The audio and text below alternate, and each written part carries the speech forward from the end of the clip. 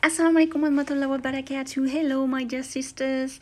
This is a quick sneak peek about my first freebies that I'm going to share with you in the Facebook group from the 10th of November, inshallah.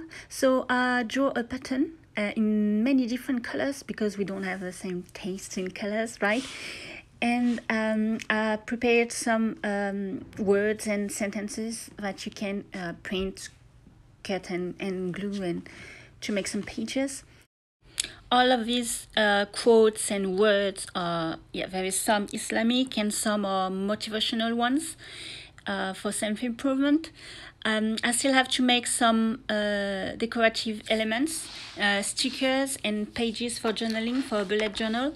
I'm making all of these freebies for you to see what I can do and what I can offer you in the Patreon subscriptions later, inshallah.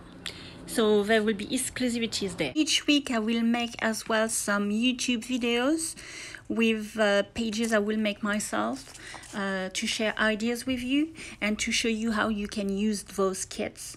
You don't have to have special artistic skills because it's just printing, like cutting and gluing. You just have to try to express your own creativity with all these elements. So I can't wait to see what you're going to make.